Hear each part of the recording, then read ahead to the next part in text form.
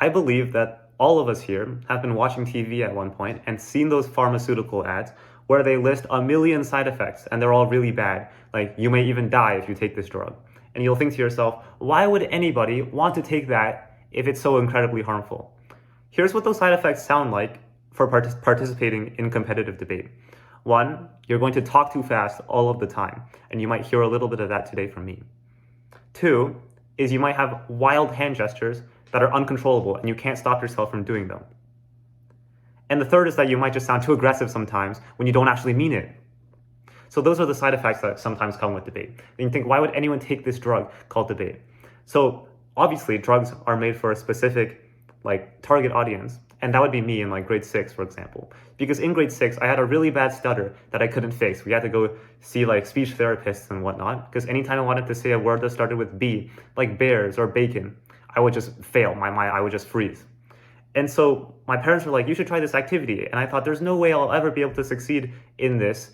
How am I supposed to competitively debate when I can't even talk or answer questions generally in class or whatnot? But in the end, I ended up participating in this activity and sticking with it for all 4 years through high school. And I think that this drug of debate has ended up making me a better person in the end, not just for making me a better speaker, but for all of the beneficial side effects as well. So today I'm going to tell you that journey of taking that drug of debate. And this is a journey that includes 4 parts, 4 sections. So I hope you'll listen to me and follow me through this journey again. So the first part of my journey in debate is being enamored. And this was basically just entering debate and being like, this is a cool activity. So I'm going to explain to you how this circuit works, or how the debate circuit functions in Ontario. Universities and high schools run tournaments for high schoolers throughout the year, and debate teams, which consist of a partnership of 2 people, go to these tournaments to compete. The format we use is British Parliamentary, which has 4 teams, 2 on government side, 1 opening, 1 closing, and 2 on opposition side, 1 opening, 1 closing. And so in these rounds, you take a first, a second, or third, or 4th place position, and you get rewarded points according to how well you do in those rounds. So at every tournament, there are going to be approximately 5 in-rounds, which everyone competes in, and you just rack up the points. And then at the end of those in-rounds, the teams with the most points get qualified for the out rounds, the elimination rounds, like the semifinals and the finals. And at the end of a tournament, a champion is crowned, whoever has managed to win the finals, and debaters get awards for breaking or getting high speaker scores. So that's basically how debate works. The first tournament I ever did was at Northern Secondary School in spring of 2019. So that's my grade 9 year. This was my first tournament, and I had gotten a partner. But then the day before the tournament, my partner reads the 2-page description that explains the tournament and says, wait, this is a 2-day event. Ain't nobody got time for that. I'm like, you're in grade 9. How are you so busy? Or that's what I say now, because I'm in grade 12. But they're like, I don't have time. And so I'm like, okay.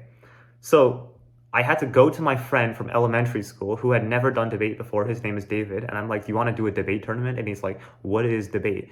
And I'm like, just do it. And he's like, okay. And so we went to Northern together. We drove there, and it was a fun time. And we're still a partnership today. It's funny how things work out.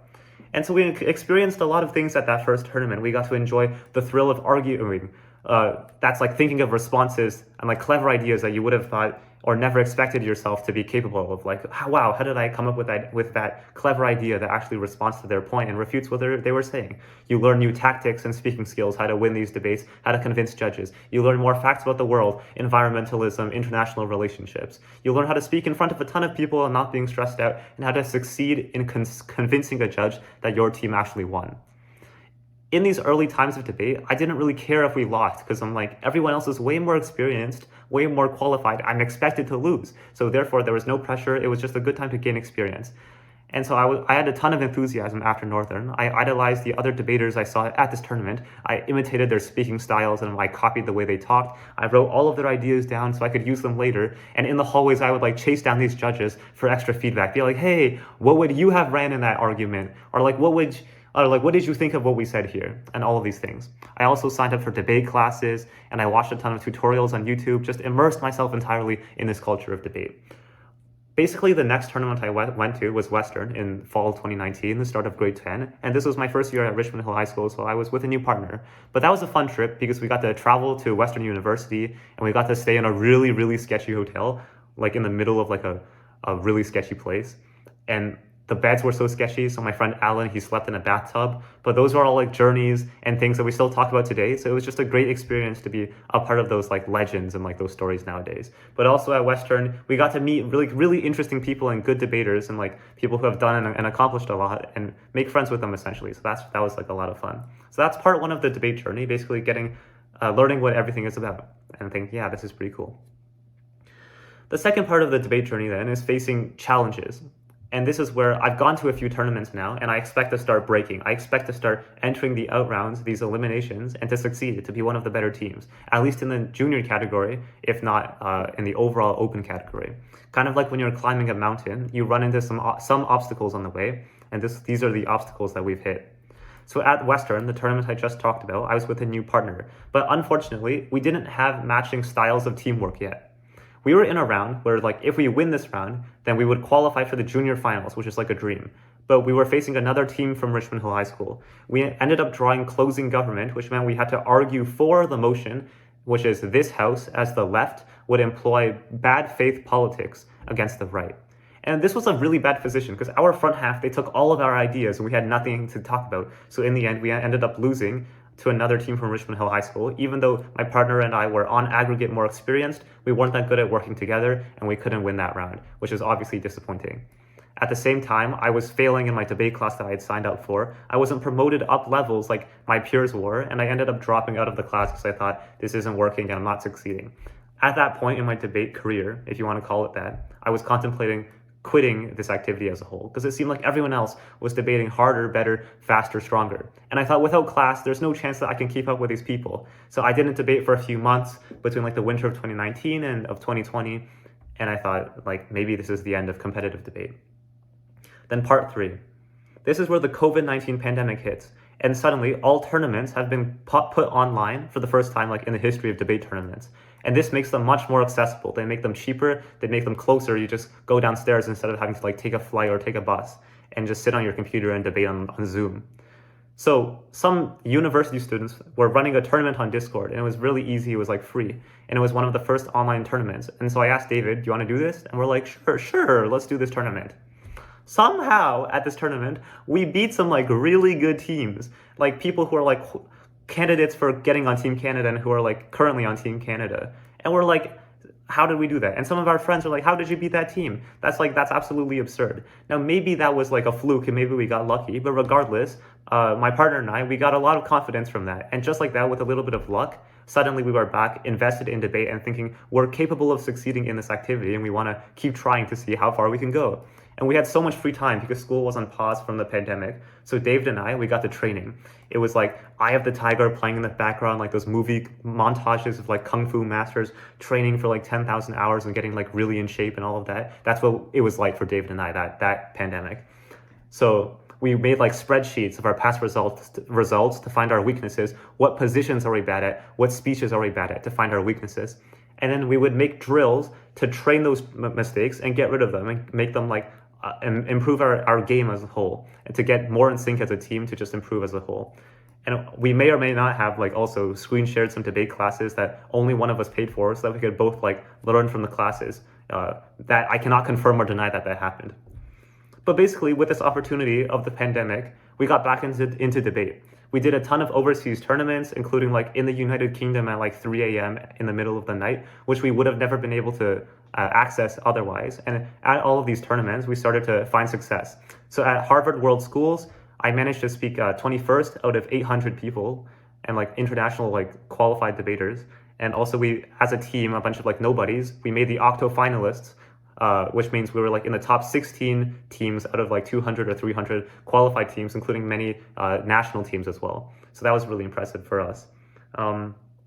At Western University, the next year's edition, we were quarterfinalists, and recently at Waterloo, we were finalists and just came second at the tournament overall. So almost won, but not quite. So yeah, we found a lot of success thanks to the pandemic and thanks to like a little bit of luck involved as well.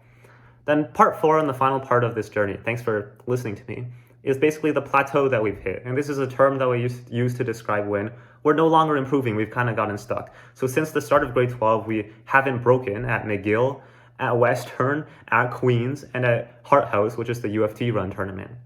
At this point, we have to learn to accept our losses. One thing that you realize when you stay on the circuit a lot is that it's the same people winning every time, kind of like in tennis, like the big three. Wow, Novak Djokovic won this tournament. Wow, Rafa Nadal won this tournament. Wow, Roger Federer won this tournament. Like, that's crazy. And what we learn to realize is that everyone is actually trying really hard in this activity. They're training for hours a day. They're reading so much. They have like private coaches and all of this. And so we have to realize that even if we lose, it's not that we aren't good. It's not that we haven't tried. It's just that everyone else is also very impressive. So therefore, like, you don't need to be so down on yourself. But regardless, like, we learn to accept these losses and we keep trying to win a tournament.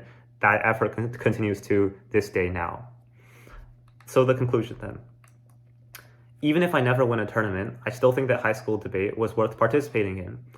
I learned skills like speaking and stuttering much less now. I learned how to think on the spot. I learned how to work under pressure and collaborate and communicate with my team members. On a social level, I've gotten some really cool friendships with debaters on the circuit, but especially with David, who's my own debate partner right now. Also, I got to participate in a lot of opportunities to be like a judge at tournaments for younger debaters, or to be the president of debate club, or to be an intern at a summer camp that teaches kids debate, or the chance to give this talk to all of you guys.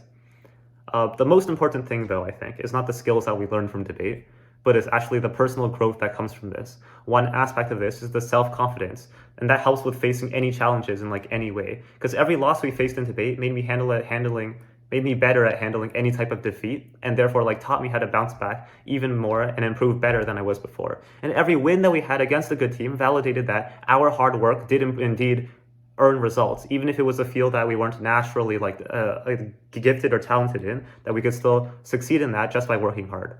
And secondly, we also learned some perseverance, and that how to persevere at something in the long term to reach a very long-term goal, such as winning a tournament.